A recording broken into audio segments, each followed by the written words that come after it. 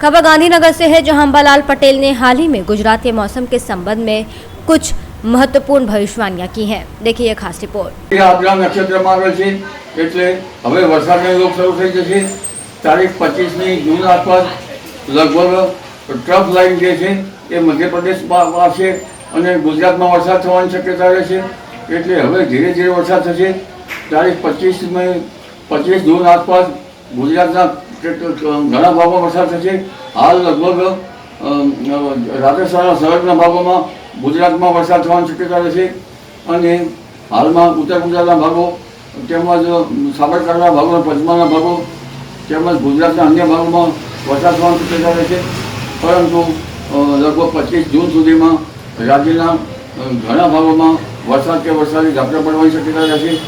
સૌરાષ્ટ્રના ભાગો વરસાદ થવાની શક્યતા રહેશે। પરંતુ તારીખ 26 જૂનથી લગભગ 30 જૂન આસપાસ બંગાળ ઉપસાગરના સિસ્ટમના કારણે ઘણા ભાગમાં ભારે અતિભારે વરસાદ થવાની શક્યતા રહેશે। ઘણા ભાગમાં પૂરની સ્થિતિ રહેશે એવું શક્યતા રહેશે। જુલાઈના પ્રથમ સપ્તાહમાં પણ બંગાળ ઉપસાગરમાં એક પછી એક બધી સિસ્ટમોના કારણે ગુજરાતમાં વરસાદ આવવાની શક્યતા રહેશે।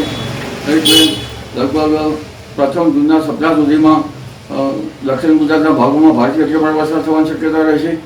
દક્ષિણ સૌરાષ્ટ્રના ભાગોમાં ભારેથી અતિભારે વરસાદ થવાની શક્યતા રહેશે।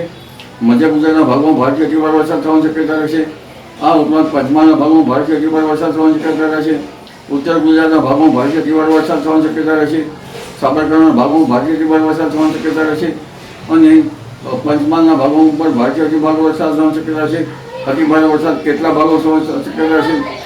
કેટલાક ભાગોમાં લગભગ વરસાદનું પ્રમાણ 3 ઇંચથી 6 ઇંચ અને દક્ષિણ ગુજરાતના ભાગમાં લગભગ 10 ઇંચ જેવું થવાની શક્યતા રહેશે કેટલાક ભાગોમાં।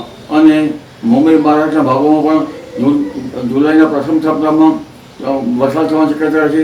9 થી 15 જુલાઈમાં પણ વરસાદ થવાની શક્યતા રહેશે। જી ખેડૂત દરમિયાન છે।